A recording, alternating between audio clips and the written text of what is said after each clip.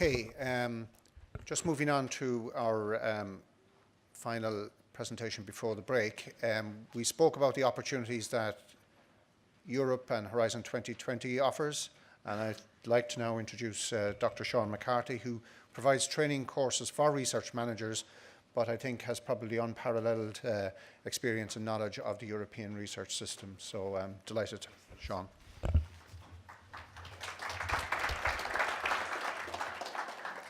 Good morning, everybody. What I want to talk about is to the business community rather than the academic community that I normally talk to. Now, you'll get a PDF of the handout, and on the bottom of the first slide, you'll see a web page. So whenever I mention a website, it's on that link. So we've designed web pages to support this because people are always looking for the links. Just a quick overview of Horizon 2020. Opportunities for companies, what can be funded, and the last thing then is a little bit of practical advice. Now, Brussels is a bit like cricket. You can watch it forever and you'll never figure out what's going on. That's why people find the whole thing so complex. Now, if you want to understand Brussels, you first have to understand the players, the game, and so on. But at the top of the triangle, you have politicians, the members of the European Parliament, Minister English. There's no point talking to those people about Horizon 2020. The people that run Horizon 2020 is an organisation called the European Commission. We call them bureaucrats, officials, and so on, but they're basically the civil servants. And they then deal with us researchers, whether we're in business or in academia. Now, the European Commission has two jobs. The first job is they make policy. Now, policy is about 2025. It's about 2030. It's about looking down the road to see what are the challenges that will face Europe in the next 10 or 15 years. Now, this isn't fiction. These are real challenges like aging society, sustainable development, making industry more competitive. That's been identified as a huge challenge for Europe.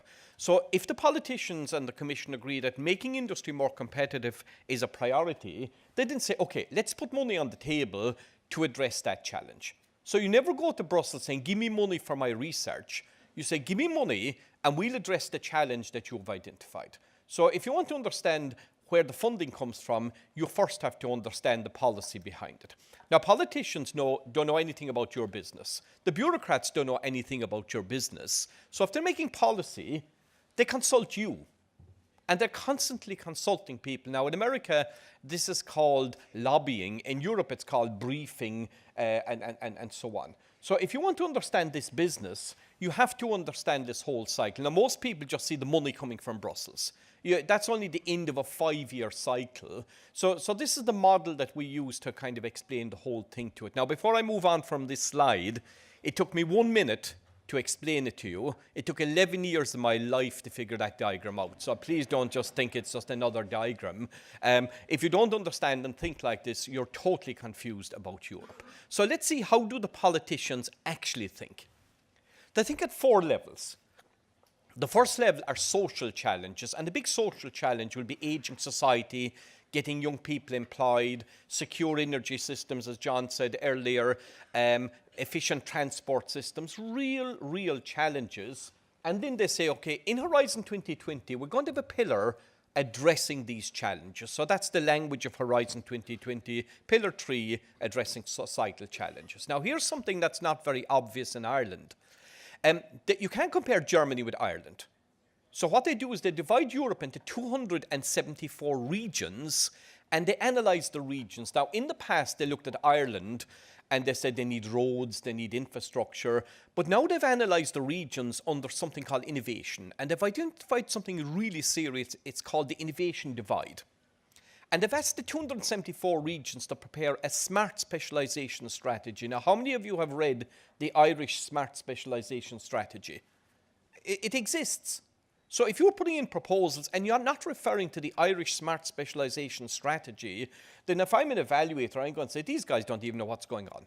So smart specialisation strategies in Ireland and around Europe are becoming a big issue. But some of the structural funds that are used for building roads are now being diverted into innovation. So there's 80 billion from Horizon 2020 for innovation, but there's another 80 billion from the structural fund. So these are two things. I'm not going to say much about about that today.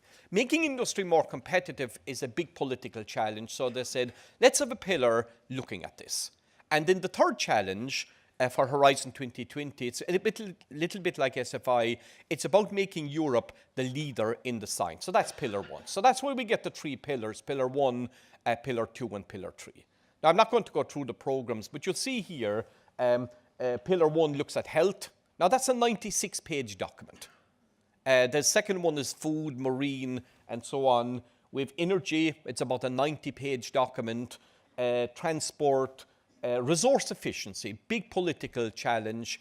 Now, the last one, the second last one, reflective societies, innovation, and so on. That's about culture and heritage and so on. And the last one is security.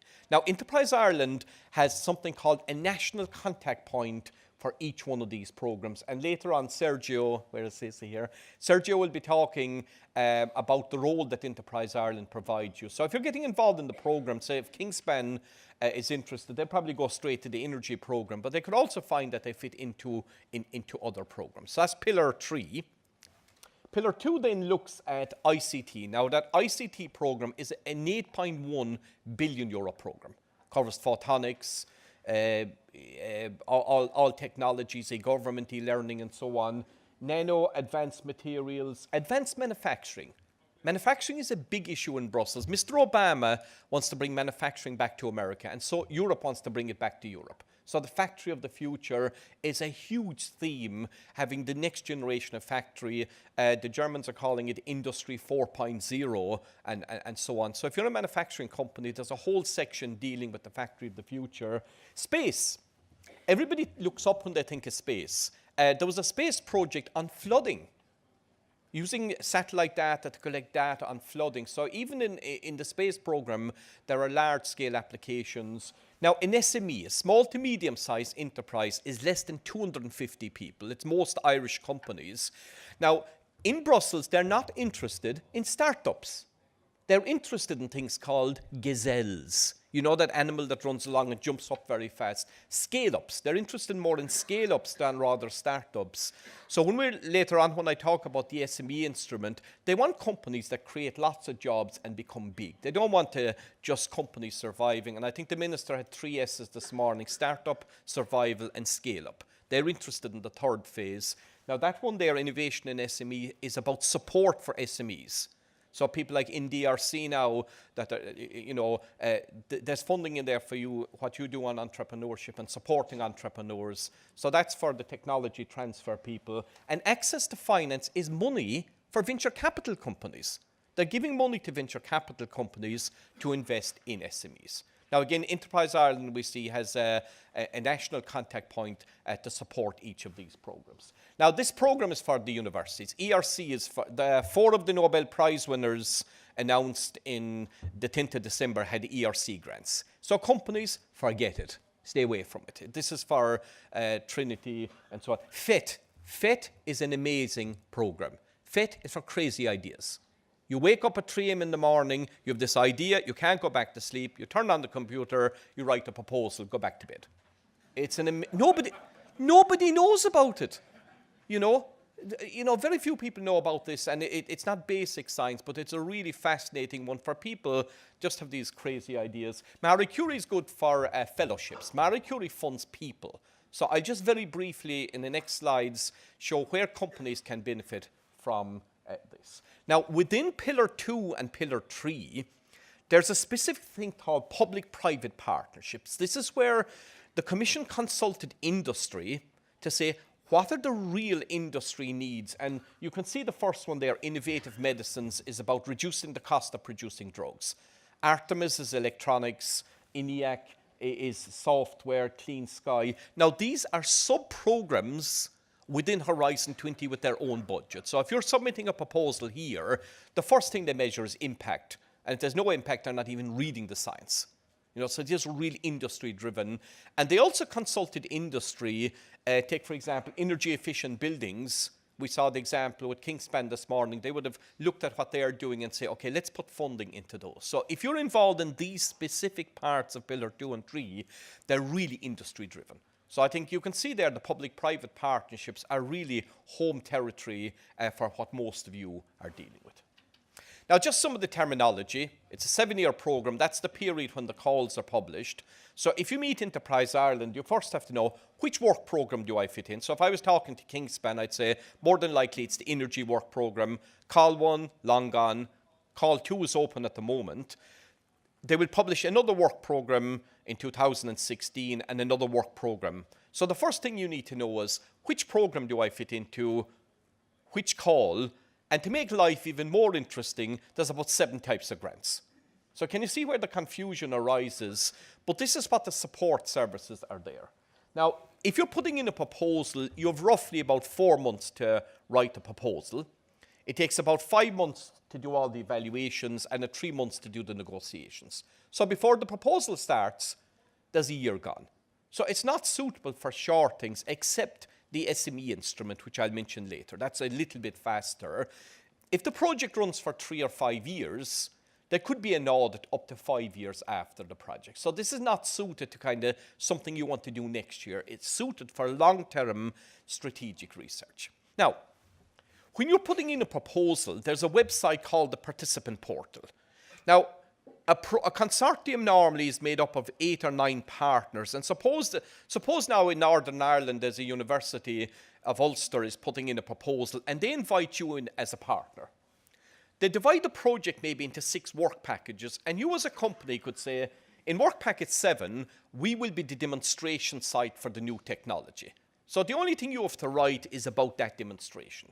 Now, it is possible that there would be 6 work packages and 10 partners. Suppose you're partner number 9.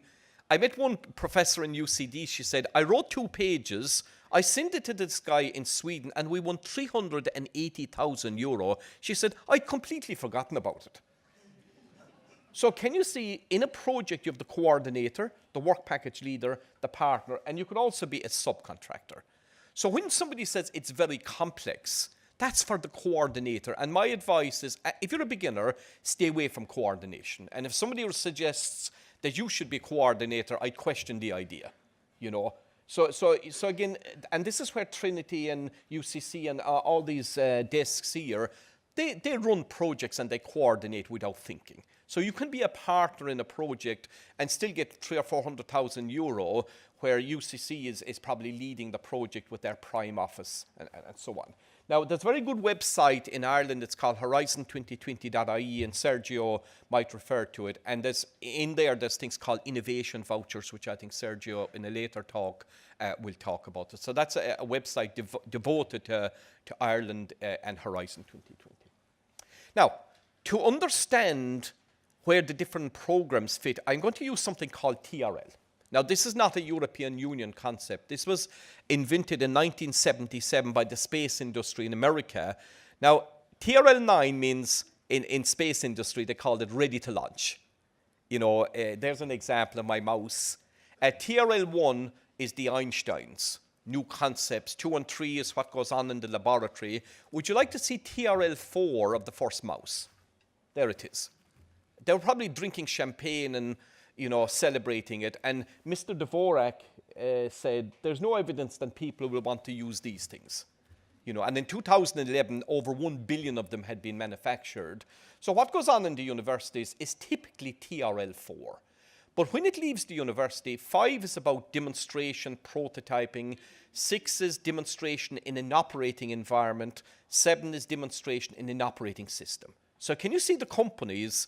You're comfortable with TRL 5, 6, 7, whereas the universities are comfortable with TRL 1, 2, 3, 4. So let's use this as the model here.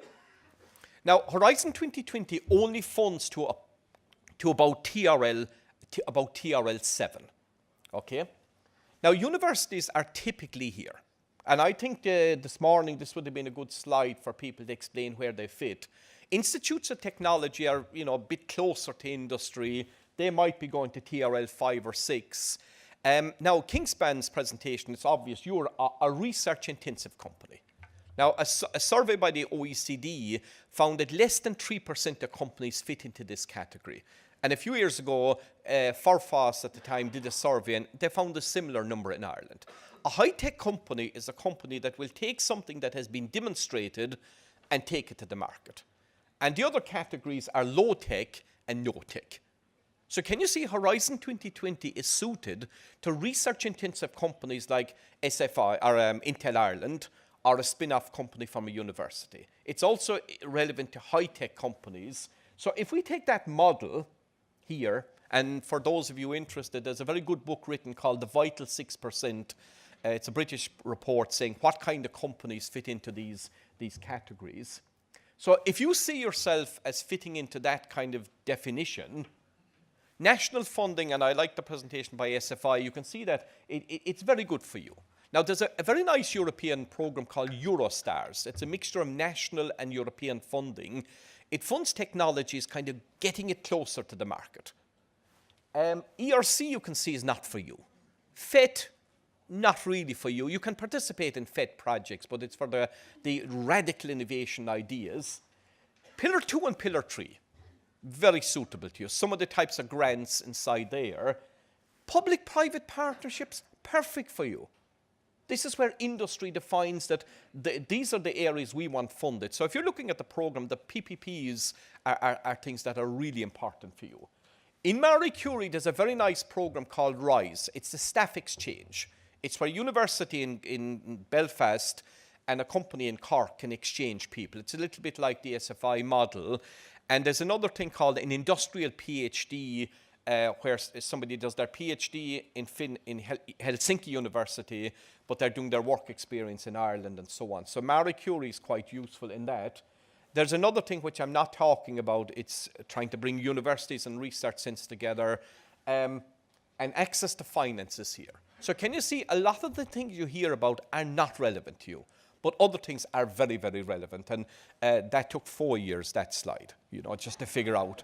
And I presented in Brussels, and the people in Brussels said, that's the first time we ever saw it. Because when you go to Brussels, they'll tell you about each box, but trying to understand this whole picture is quite difficult. So those are the programs. Now I want to talk about the grants. So within the programs, then there's about 6 or 7 types of grants, and this is the language of the game. Now, here is one that was introduced, I nearly forgot about this one. On the 9th of January, the Commission introduced a new mini program. It's a complete new trial, and I'll give a slide on this, and I think some of the bigger companies here should certainly look at it. So I want to explain what Fast Track to Innovation is about. Now, these are grants, ERC grants, again, not relevant to you. Research and innovation actions. These are beautiful for the universities, but there's a little bit of demonstration and piloting. So if you're in there, it's very close to the laboratory. Look at these grants. These are perfect for you. Innovate. The academics hate these because there's no research in them. It's all about demonstration, prototyping, and so on. An SME instrument. I need to put in an extra slide in this. This is a new grant where only small companies participate. So I'll give another slide on this one. This is amazing. This is going to be huge. Now, nobody knows about it. This is where public bodies, like all the flooding defences that are being built around the country, say if they're spending, say, 10 million in Cork on flooding defences, Cork County Council could apply for 3 million funding to do creative things with the flooding, like could we make energy out of it, could we make amenities, can we do data monitoring. It's where public bodies apply and then you bid for the funding locally. This is amazing in America. It's just being introduced here. And here's another one. Colin, you could have got this conference funded today with a CSA. It funds conferences, networks, seminars, and it also funds studies and so on. So these are all the grants, but the ones I wanted to highlight were the SME Instrument and the innovation actions and so on. Now, the SME Instrument, you're going to hear lots about this. You get €50,000 for phase 1 for 18 months, then you get 1.5 million, and then you go to the market. It funds gazelles. They got 2,226 proposals in the first call, 159 were funded. But only 315 fitted the category. So they're complaining about the low success rate in Brussels. The success rate was over 50%. So what you need to know, do I fit into the thinking of this?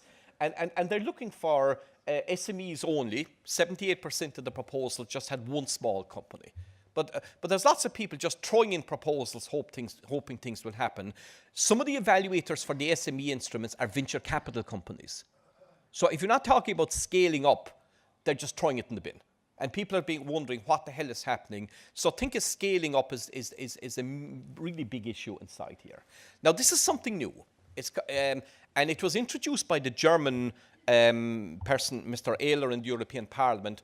It's not focusing specifically at SMEs. It's for mid-sized companies, 500-600 people, and they want success stories. Now, they're doing a test run, but I think for Irish companies, this is something that we should keep an eye on in the future. Now, it might be worth having a go in the first one, but I met the guy that's running it in Brussels, and he said, don't ask me what's going to happen. I have no idea.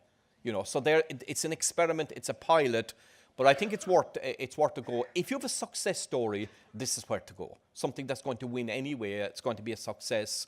And I think there would be some opportunities, but we're all in a bit of an observation mode with this one.